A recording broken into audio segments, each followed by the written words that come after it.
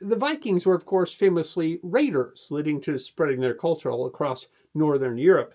In fact, by the 8th century AD English Penal Erfurt Glossary, the Latin translation of the English word Viking was piraticum, pirates.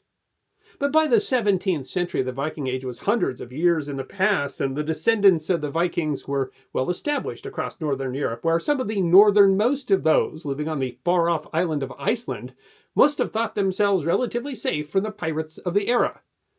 But in 1627, the descendants of the Vikings living in Iceland became the victims of piratical activity themselves when the sails of the Barbary Corsairs mysteriously appeared in the North Atlantic Ocean. Because don't all good stories involve pirates?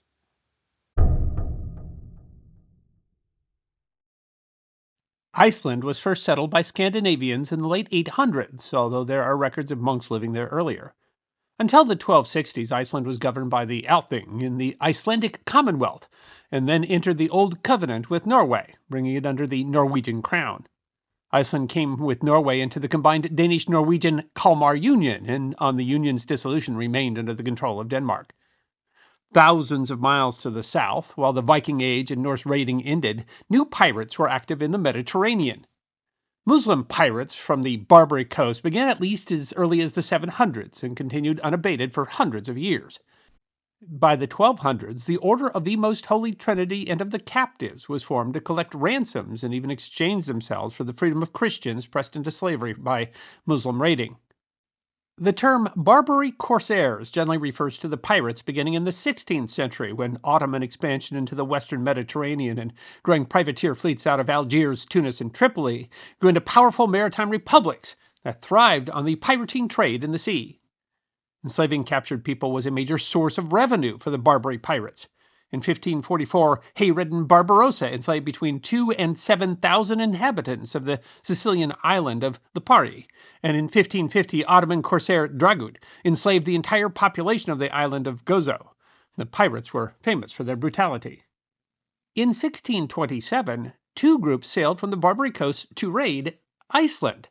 Why they chose Iceland remains a matter of conjecture. A plausible explanation is that the ongoing 30 Years' War made the waters off the North Atlantic more open to piracy as fleets were busy with warfare.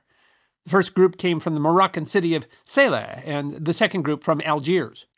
The commander of the first group was a Dutchman, Jan Jansson van Harlen, who had begun his career as a privateer for the Dutch. In 1618, he was captured in the Canary Islands by Algerian corsairs and taken to Algiers, and there he converted to Islam. Though his initial conversion may have been under duress, he would become a determined missionary for the faith. He adopted the name Murat and became a prominent pirate for the Ottomans. He became a captain, a Reis, which gave him the name he is commonly known by, Murat Reis. In the 1620s, he operated out of Saleh, and in 1624 he was named the Grand Admiral of the Republic of Saleh, and was named ceremonial governor by the Moroccan Sultan. The title was not really a military or even maritime one. The admiral was merely a harbor master and tax collector. But despite the weight of his official duties, it made him very wealthy. He didn't remain ashore, though, and sailed throughout the 1620s. Beginning around 1627, Janssen seems to have used the island of Lundy in the Bristol Channel as a temporary base for raiding English shipping. In the 1620s, large numbers of fishing ships were captured returning to England from fisheries in Newfoundland. Bristol begged the government to send a warship to protect those defenseless ships returning home. While it was used only intermittently, it may have been the base that Janssen used to launch his Icelandic raid. According to Oliver Ellison, an Icelandic Lutheran reverend, a captured Danish man saw a chance for himself to be set free from captivity and so led the Corsairs to Iceland. Another writer says that the whole raid came from a bet between two lords of the Turkish Empire. One wagered against the other that it would not be possible to get even the smallest stone out of Iceland, more or less a man. And so an expedition was launched. In 1642, a Flemish scholar who was enslaved at Algiers gave a different report, writing that an Icelandic renegado, likely a man who had converted to Islam, vexed that he had never taken a prize, suggested an attack on Icelanders, who suspected not that there were such barbarous people in the world. Normally, Iceland was protected by Danish ships, which were sent to patrol around the island in case of raiding. In 1627, those ships were late, and Denmark was involved in a losing fight in the Danish intervention of the 30 Years' War. The Danish convoy meant to protect Iceland didn't leave Denmark in 1627 until July 20th. According to several Icelandic sources, the Sele group was in a single ship, while the Algiers group had 3. The exact connection or relation, if any, between the two groups is unclear. Around June 20th, Murat Reis and the Sele group captured a handful of people at the fishing village of Grindavik. The ship was driven off when it tried to land near Béziers Palace in the home of the Danish governor a few miles from Reykjavik. From there, they sailed back to Morocco. The second group from Algiers arrived shortly after, looting in the East Fjords between the 5th and 13th of July. They captured around 100 Icelanders and Danish people, killing a handful and wounding many more. Sailing along the southern coast of the large island, they captured an English fishing vessel.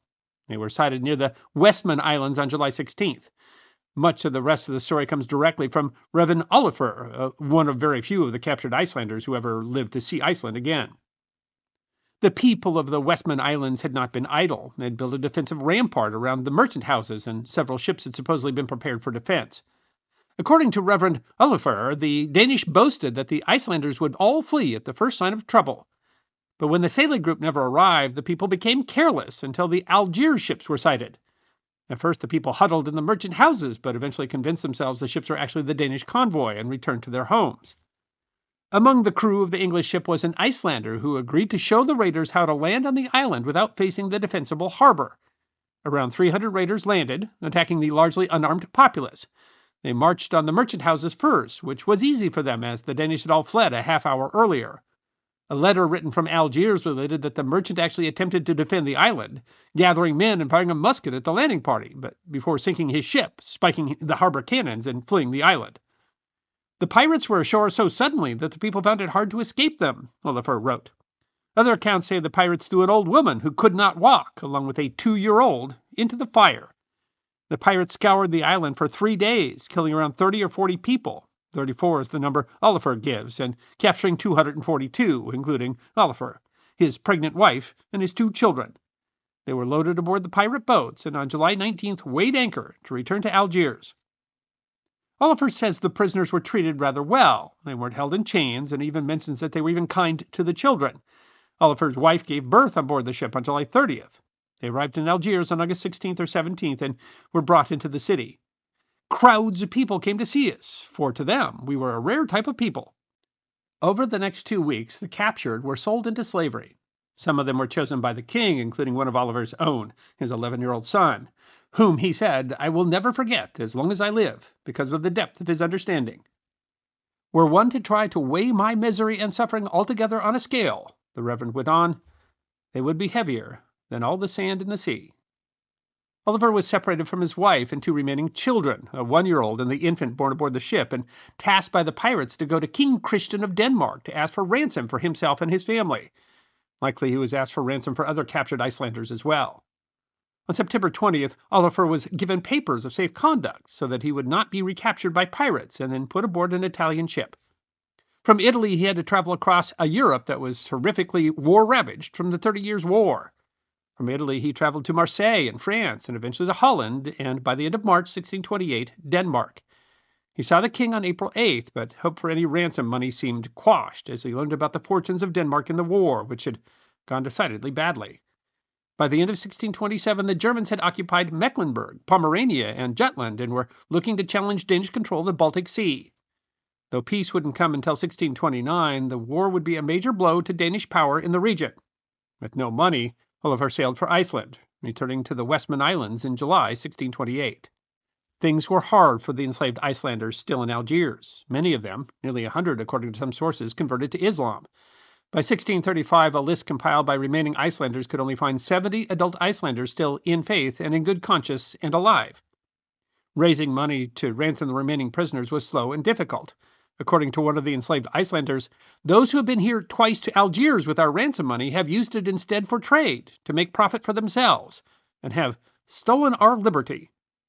The blood of Abel is not yet cold, even though it is shed hundreds of years ago," the letter reads.